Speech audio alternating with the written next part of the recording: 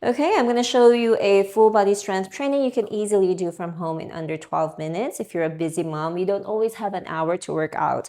I will be using a pair of 10 pounds, but you have the option to go from 10 to 15, but I wouldn't go heavier than that. It will be prenatal friendly. Otherwise, I can show you a modification. And I hate long introductions, so we're just going to get straight into it. 12 minutes starts now. You're going to start standing in one end of your mat, reach high for the ceiling. You're going to fold in half. You're going to start crawling out to a full plank. And once you're there, you're going to go for a runner's lunge. So bring your right foot outside your right hand and open up your chest. Reach for the ceiling with your right arm. Go back to a full plank. And we do the opposite side. Reach for the floor. You're going to start walking back in. You have the option to bend your knees. But if you can keep them straight, to get more hamstring stretch, that'll be great. If not, you can just bend them. Go to a full plank. Go for a runner's lunge. Reach for the ceiling and press the floor with your left hand. Go back to a full plank. Now reach for the ceiling with that left arm, pressing the floor with your right. And we call it back in. Oh. If you are a prenatal mom, you're going to start in all fours. You're not going to crawl out, crawl in. Start here. You're going to walk that right foot outside your right hand. Reach for the ceiling with your right arm. Press the floor with your left. Bring this arm back down to the floor. And then we do the opposite side. Exhale when you reach and really feel and enjoy this yummy stretch. Reach for the floor with that arm. Go back to your all fours. Let's do 2 more.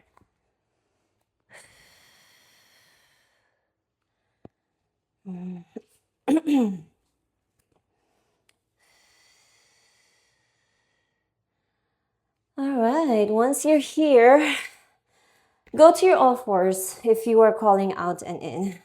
Make sure that the wrists are underneath your shoulders and your knees are underneath your hips. From here, we're going to do a bird dog. Push the floor away off your chest so your shoulder blades are far from each other. You're going to inhale to prepare. As you exhale, you're going to reach your left arm overhead as the right leg kicks behind you. Make sure that the ribs are stacked over your pelvis and you're not hyperextending your back as you reach long with that right leg. And then think of reaching long and not high, that you start hyperextending your lower back. You inhale to reset. And then exhale, feel your ribs knit together and really milk that exhalation. Let's do 2 more. Exhale and reach. You're going to start sinking into that shoulder and just remind yourself to press your chest off the floor. 1 more.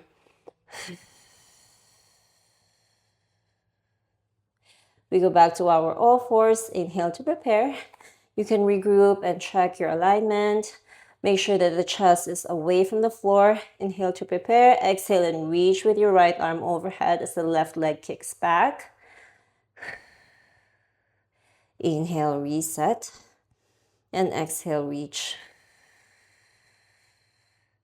Make sure the hip doesn't open up to that moving leg. It's very easy to shift our weight side to side, but the goal is to keep your shoulders and hips as squared off to the mat as possible, even if our limbs are moving. Let's do 2 more. Again, if you find yourself starting to sink into the floor, just push the floor away with that chest and arm. All right, and grab your weights. We are going to start with some presses. You're going to start with tall kneeling. So your hips are stacked over your knees. You're going to front rack your weights. Make sure that the back is not hyperextended, so the ribs are stacked over your pelvis. You're going to inhale to prepare. Exhale, you're going to press with your right arm. Bring your bicep to your ear. Without hyperextending your lower back, you hold here. Exhale and switch. Inhale, exhale and switch. So try to avoid shifting your weight side to side as you do this seesaw pattern of our overhead press.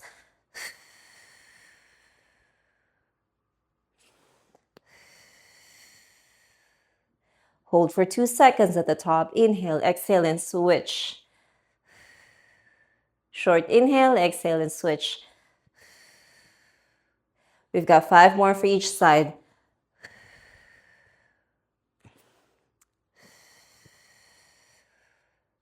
Four more.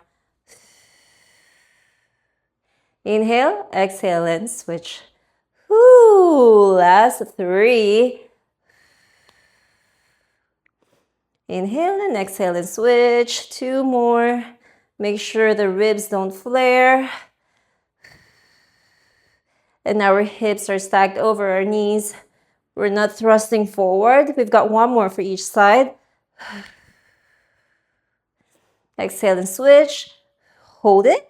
And then bring that arm back down to your shoulder. And then we go for a pull. You're going to go on your all fours again while holding your dumbbells. You're going to push your chest off the floor. Inhale to prepare. Exhale as you pull your wrist to your right hip without using your body. So you're pulling with your lats and your arms. Exhale and pull without bending your wrists. Another thing. Inhale, reach for the floor. And 3. Exhale and pull for 4. And 5. You can always scale the reps down or up depending on how you feel, but I'm doing 10 for this. We've got 5 more. Squeeze your shoulder blades together and think of sending that elbow back to the ceiling as high as you can. We've got 3. 2. Avoid pulling to your armpit because that puts too much pressure on your neck. 1 more. So think of pulling to your hip socket. And then we do the opposite side. In to prepare. Exhale and pull. And you really want to elongate the extended arm so you have the chance to go back to that full extension with that gesture arm. Right now, it's my left for me. We've got 5 more. In as you go for extension, exhale for pull. Last 4. And 3. Keep that full extended elbow soft. 1 more. Whew, all right. Now we are on to our standing. You're going to go in a B stance or staggered stance. So 1 foot forward, 1 foot behind you. But you're just going to align your back toes to your back heel so it's not too far back. Feet are hip width apart, toes are facing forward. We are going to start with some RDLs. You're going to inhale as you push your hip back as if you're closing a door behind you, but don't let your knees cave in. And then exhale as you come back up.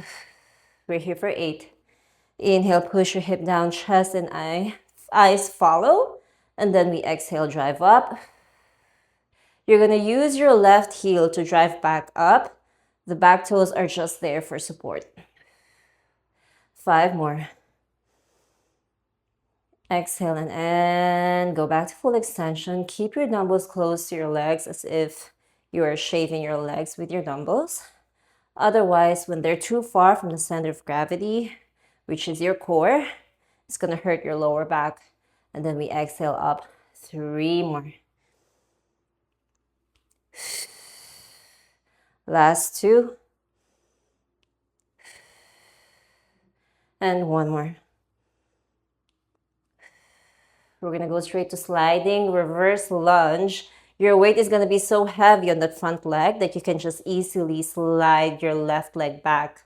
On your end range, you're going to hold. And then we exhale, we slide back using your front heel. Inhale as you bend your left knee. And then we exhale to come back up.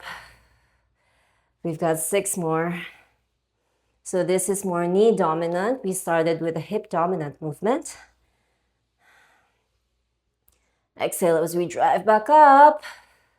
Last 4. You can also do this on the floor and place a towel with that moving leg to make it easier for you. And 1 more. Inhale as you go down. Bend that left knee. Exhale, drive up. Whew. Right leg forward, left leg behind you. Toes are just right behind your right heel. Feet hip width apart, toes facing straight forward. Soft bend on that knee. And then inhale as you push your hip back as if you're closing a door behind you, keeping your dumbbells as close to your legs as possible. Exhale, drive up. That's 8. And drive up for 7. And 6. You don't have to go so low for this one that you start rounding your upper back. 5. I'd rather you do a smaller range of motion while keeping your form nice than actually going lower and compensating. And 4 more. Inhale as you hinge. And then we exhale up. 3 more. Soft bend on that right knee. Push your hip back. Last 3. Inhale here. And then we exhale to drive up. Last 2. So you don't get confused, I'm just going to keep reminding you. Exhale to drive up. 1 more. And then we exhale up. Go for sliding lunge. You're going to bend the right knee more as you extend that left leg back. And then exhale, drive up with your right heel. That's 8. And 7. You're just going to keep your arms long to your side. And exhale up. 3. We've got 5 more. Woo! 4. And 3. Got 2 more. Inhale to go down. Bend that right knee. Exhale up. Last 1. Woo!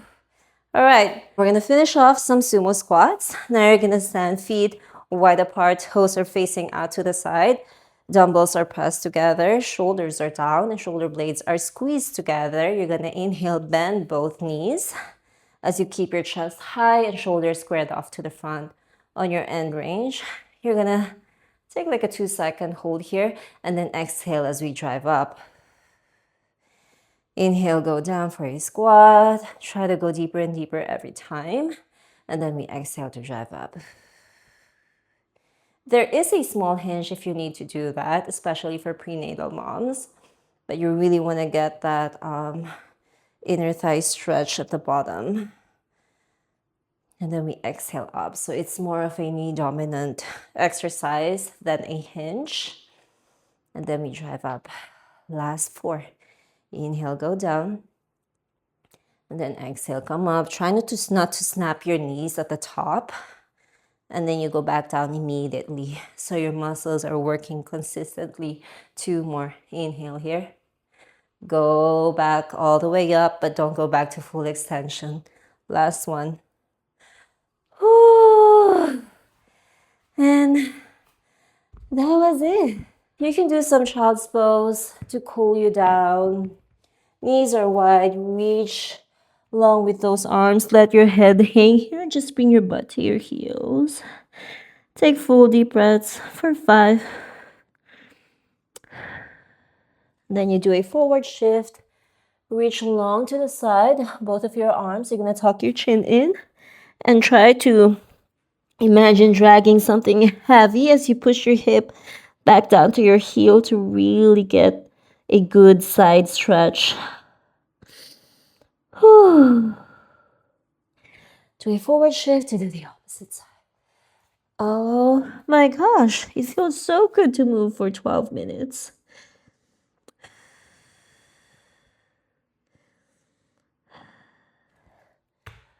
Congratulations, you did it. We did it together. And now I can move on with my day feeling better and stronger.